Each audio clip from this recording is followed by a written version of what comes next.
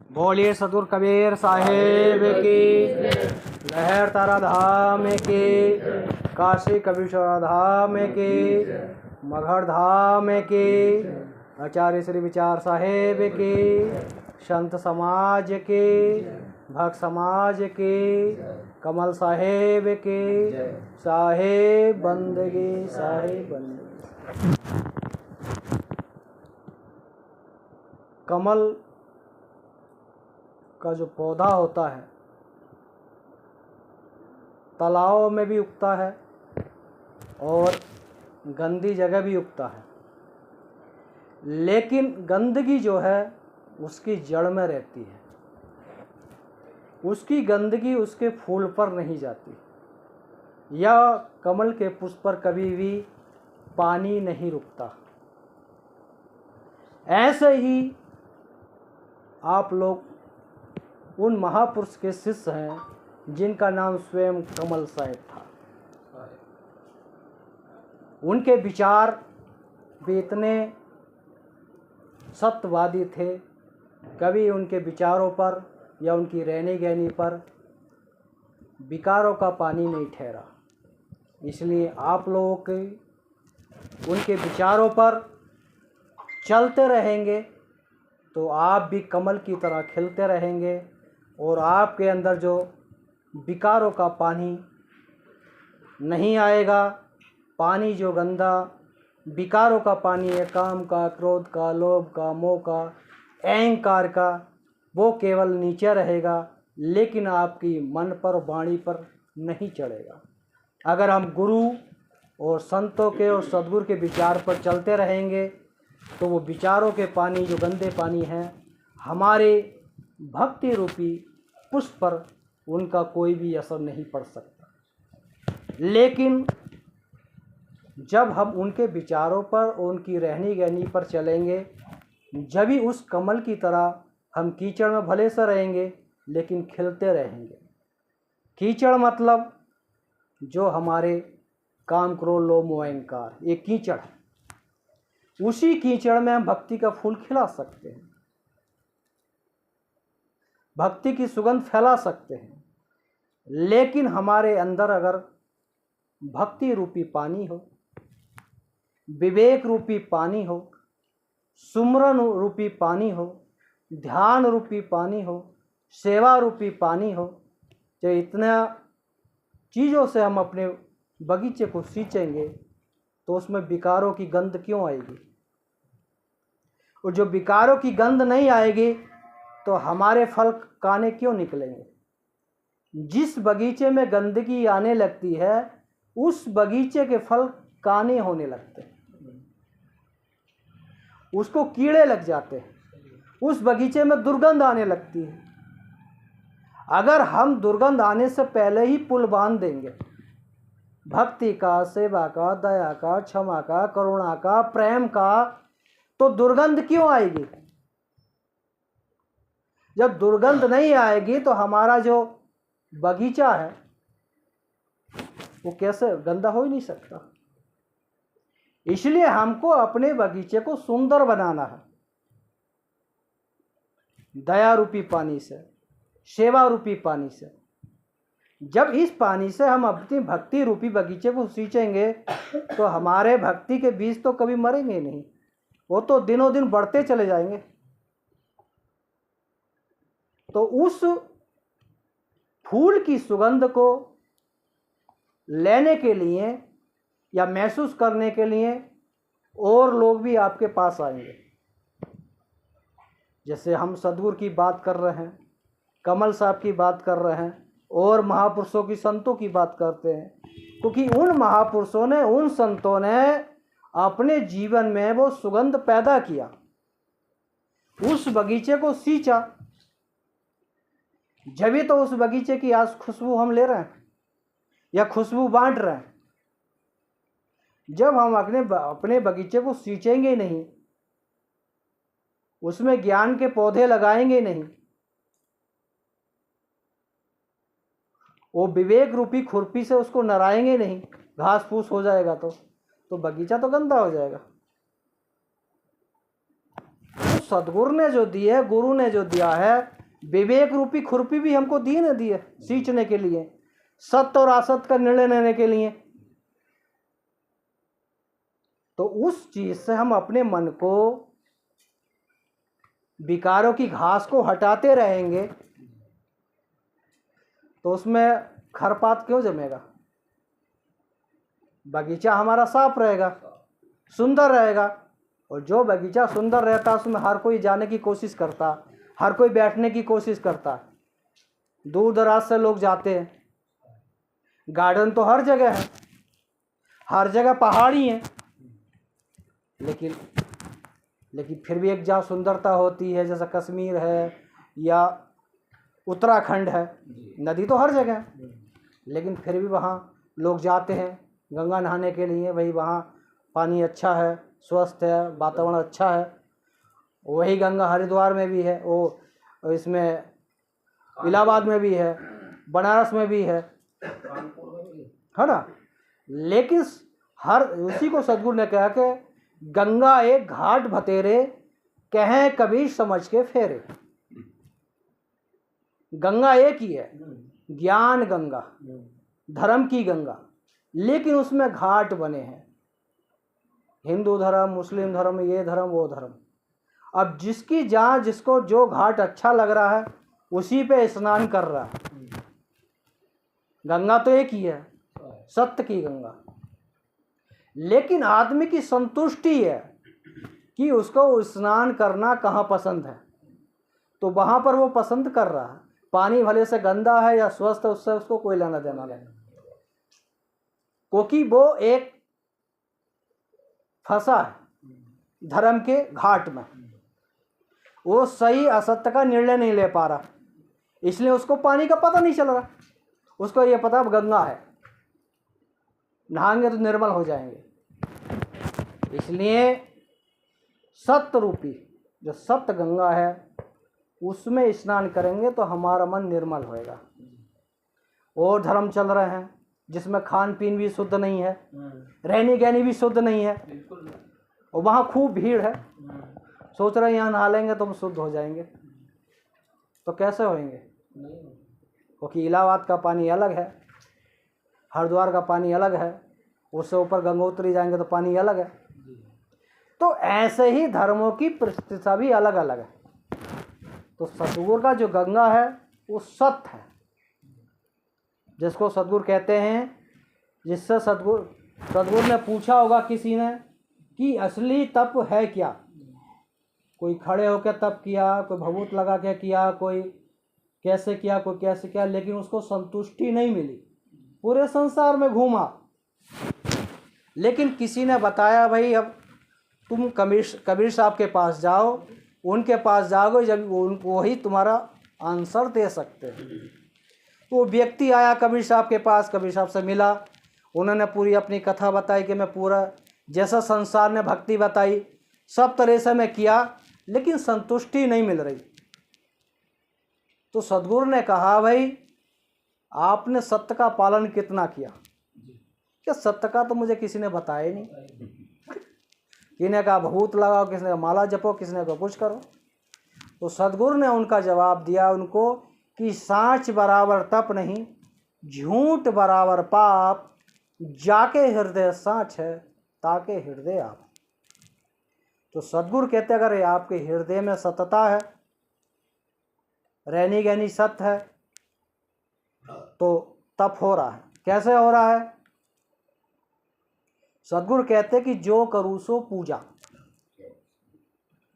हम घर में काम कर रहे हैं, रसोई में खाना बना रहे हैं, घर में झाड़ू लगा रहे हैं, पोछा लगा रहे हैं, बच्चों का पालन पोषण कर रहे हैं। अगर हम उसको समझ के करेंगे कि ये हमें परमात्मा ने सेवा दी है, हम बच्चों का पालन पोषण नहीं कर रहे, भगवान की सेवा कर रहे हैं, सदगुरु की सेवा कर रहे हैं, तो वो चीज़ सब भक्ति में जुड़ जाएगी। जो करूँ सो पूजा। सदगुरु कहते हैं अलग से पूजा करने की जरूरत नहीं है, उसको भी हटा देते हैं। जो करूँ सो पूजा, जो आप सतता की दृष्टि से कार्य कर रहे हैं वो सब पूजा में आ जाएगा। उठट बैठट करो दंडवत, सदगुरु कहते हैं सो जागो तो परमात्मा को याद करो, गुरु ने जो नाम दिया उसको जाप कर लो। मान लो काम धंधे में समय नहीं मिल रहा, सो रहे हो, सोने से पहले 5 मिनट पहले जपते जपते सो जाओ। रसोई बना रहे हो, रसोई बनाते बनाते जाप करते रहो। झाड़ू लगा रहे हो, झाड़ू लगाते लगाते जाप करते रहो, तो सुमरन हो जाएगा।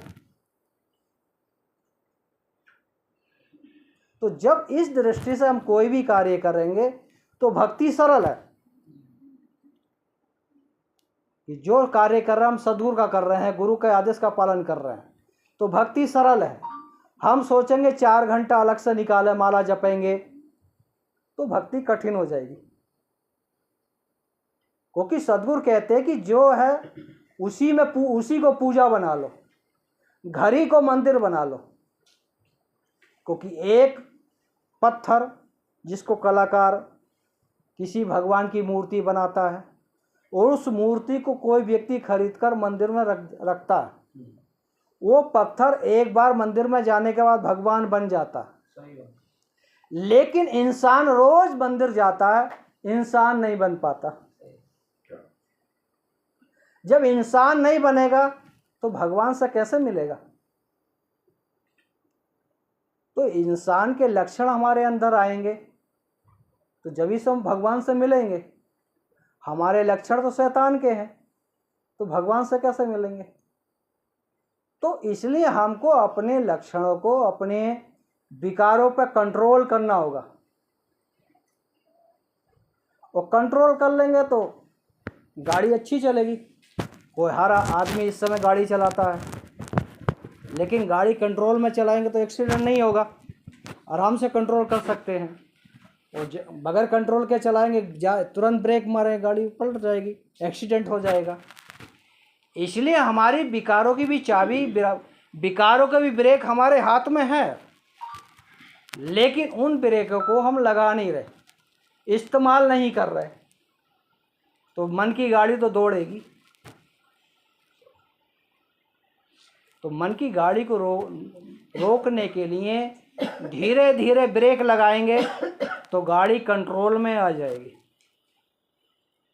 तो गाड़ी कंट्रोल में आ जाएगी तो कभी भी एक्सीडेंट नहीं हो सकता, हम अपनी मंजिल तक जा सकते हैं। थोड़े समय में ही हम सद्गुरु को जान सकते हैं, महसूस कर सकते हैं। कैसे कर सकते हैं? जैसे कि सद्गुरु कहते हैं कि मन लागो मेरे यार फकीरी में, जो सुख पायो नाम भजन में, सो सुख ना है अमीरी में, मन लागो मेरे यार फकीरी में। जब हमारा मन लगेगा सुमरन में, ध्यान में, सेवा में, जब तो वो मस्ती मिलेगी। और जब मन हमारा नहीं लग रहा तो असली भक्ति का आनंद मिल ही नहीं सकता। फिर कह रहा प्रेम नगर में रहनी हमारी, भली बनी आई सबूरी में, हाथ में कूंटी बगल में सोटा, चारों दिशा जगीरी में। जब प्रेम नगर में रहनी, सब हम सबसे प्रेम भाव से रहेंगे, माता से, पिता से, गुरु से, भाई से, पड़ोसी से, जब ही तो दृष्टि बदलेगी। जब ही तो जब हमारे अंदर प्रेम होगा, सबसे प्रेम करेंगे, किसी भी जगह जाएंगे तो कोई भी हमारा दुश्मन नहीं हो सकता ना, सभी हमारे मित्र हो जाएंगे। आखिर ये तन खाक मिले काहे फिर सबूरी में। तो सद्गुरु कहते हैं कि तेरा ये शरीर जो है लास्ट में खाक में मिल जाएगा। किस अहंकार की धूल में तू अकड़ के चल रहा है, धन के, पद के, मर्यादा के, सब रह जाएंगे। वो लास्ट में कहते हैं, कहे कभी सुनो भी साधु साहिब मिले सबूरी में। सद्गुरु कहते हैं कि अगर आपके अंदर संतुष्टि है, आज हमारे पर थोड़ी ज़मीन है, थोड़ा पैसा है, थोड़ा मकान है, थोड़ा धन है, उसमें संतुष्टि है तो सब कुछ मिल जाएगा। और संतुष्टि मेन चीज़ है, जिसको सद्गुरु कहते हैं तज धन बस धन और तन खान, जब मिले संतोष धन सब धन धूल समान। तो सद्गुरु कहते हैं कि जब संतोष हमारे हृदय में आ जाएगा, किसी भी चीज़ की चाहना नहीं रहेगी और जिसमें हम उसी में खुश रहेंगे, तो सबसे बड़ा धन तो संतुष्टि सद्गुरु ने बताया है। भौतिक धन को तो नहीं बताया, संतुष्टि को सबसे बड़ा धन बताया। तो उसी को सद्गुरु कहते हैं कि अगर हमारे अंदर प्रेम रतन आ जाएगा तो सद्गुरु रतन भी मिल जाएगा। प्रेम रतन आएगा तो हमारे सब विकार खत्म होंगे, क्योंकि आदमी की जब आत्मरूपी प्रेम होता है, आत्मरूपी करुणा होती है, तो वहाँ सब विकारों का नाश हो जाता है। वो करुणा आते ही हम सब पर दया करते हैं, और दया वो व्यक्ति करता है जिसके अंदर सत्यता आती है। जिसके अंदर सत्यता आएगी वही दया कर सकता है, वही करुणा करेगा, वही सबसे प्रेम करेगा। दिखावे वाला तो उसके अंदर कपट रहेगा, वो तो कपट से तो भगवान नहीं मिलेंगे। भगवान तो सत्य से मिलेंगे, सत्य के रास्ते पर चलेंगे जब ही सतगुरु मिलेगा, और सत्य के रास्ते में नहीं चलेंगे तो सतगुरु कैसे मिलेगा। जैसे सभी लोग घर में रसोई बनाते हैं, कितने बढ़िया सा बर्तन को सफा करते हैं, समान रूप से मसाले डालते हैं, हल्दी, नमक, तेल, मिर्ची, वो समान रूप से पकाते हैं, जब तो भोजन संतुष्टि होता है ना। अगर ऐसे ही अगर हम भी मोक्ष रूपी फल चाहते हैं, मोक्ष रूपी फल खाना चाहते हैं, तो समान रूप से सब चीज़ कार्य करना पड़ेगा ना। दया भी होनी चाहिए, क्षमा भी होना चाहिए, प्रेम भी होना चाहिए, करुणा भी होना चाहिए, सेवा भी होना चाहिए, माता पिता गुरु की भी सेवा होनी चाहिए। जब ये तो वो सद्गुरु की दया मिलेगी। सद्गुरु तो दया करने के लिए बैठा है, लेकिन सद्गुरु के मार्ग पर नहीं चल रहे, तो सद्गुरु की दया कैसे मिलेगी। गुरु कहता पूरब जाओ, हम पश्चिम जा रहे हैं, तो गुरु की कृपा कैसे होगी, नहीं होगी ना। तो गुरु की कृपा पाने के लिए, माता पिता की कृपा पाने के लिए, तो माता पिता के आदेश का पालन करना पड़ेगा, नहीं करना पड़ेगा। भले से माता पिता को आप कुछ मत दो, रोज सुबह शाम पैर छो, उनको प्रेम से बोलो, रोज आपको आशीर्वाद देंगे, जा बेटा खुश रहे। किसी मंदिर में जाओ, कोई भगवान क्या खुश रहा, आप ही बोलोगे, आप ही बोल के आ जाओगे, सुनेगा कोई नहीं सुनेगा। तो माता पिता हैं, बड़े बुजुर्ग हैं, गुरु हैं, संत हैं, जिंदे जागते भगवान हैं, उनके आगे झुकोगे तो रोज आशीर्वाद देंगे, जा बेटा खुश रहे, फलो फूलो, भगवान तुझको आगे बढ़ाए। लेकिन मंदिर के भगवान तो आशीर्वाद नहीं दे सकता। मंदिर में भी जाओ, मंदिर में जाने से भी बहुत फायदे हैं। मंदिर का भगवान देखो प्रसन्न रहता है। किसी भी मूर्ति में किसी भगवान की मूर्ति बैठाई जाती है ध्यान अवस्था में, और हंसते हुए चेहरे में बैठाई जाती है, मुस्कुराते हुए। तो पहली बात तो देखो, मूर्ति किसी की निंदा नहीं करती, चुगली नहीं करती, बेईमानी नहीं करती, दारू नहीं पीती, शराब मछली नहीं खाती, लड़ाई झगड़ा किसी से नहीं करती। कितने गुण सिखा रही है, प्रसन्न रहती है, मुस्कान दे रही है। लेकिन हम किसी के अंदर से भी गुण सीखेंगे तो हमको आगे बढ़ सकते हैं, और किसी के गुण को नहीं सीखेंगे तो हम पीछे रह जाएंगे। तो सद्गुरु कहते कि सार सार को घेल थोता दे उड़ाए। इसलिए कहने का मतलब यह कि हमको जहाँ से भी सत्य चीज़ें मिले, जहाँ से भी ज्ञान मिले, उसको सीख लेना चाहिए। कभी कभी छोटे बच्चे भी अच्छा ज्ञान दे देते हैं। किसी के माता पिता गलत खाने पीने वाले हों, छोटे बच्चे कहते हैं पापा जी आप दारू पी के मत आया करो घर, अच्छी बात नहीं है, या जुआ मत खेला करो, या मम्मी से झगड़ा मत करा करो। लेकिन उन बातों को हम नकार देते कि ये तो छोटा बच्चा, ये क्या जाने हमारे सामने। इसलिए सद्गुरु कहते हैं भाई जहाँ से भी अच्छी बात मिले उसको गह लेंगे, उसको अपने हृदय में उतार लेंगे, तो हमारा जल्दी से भला हो जाएगा और जल्दी से सतगुरु मिल जाएगा। और हम किसी की आज्ञा का पालन नहीं करेंगे तो सद्गुरु तो फिर दूर दूर तक दिखाई नहीं देगा। कहा कि तू मिलने की बात। इसलिए जब वो हमारी कार्यशैली बदलेगी, दृष्टि बदलेगी, सृष्टि बदलेगी, सत्य के मार्ग पर चलेंगे तो सद्गुरु मिलेंगे, सत्य के मार्ग पर नहीं चलेंगे तो सद्गुरु भी मिलना असंभव है। पूरे जीवन ढूंढते रहेंगे। जैसे दूध को छन्नी में धोगे तो दूध नहीं रुक सकता, इसलिए हमारी भी जो छन्नी है उसमें छेद हुए हुए हैं। कैसे? अमृत तो बरस रहा है, सतगुरु गुरु संत अमृत बरसा रहे हैं ज्ञान का, लेकिन हमारी छन्नी में छेद है।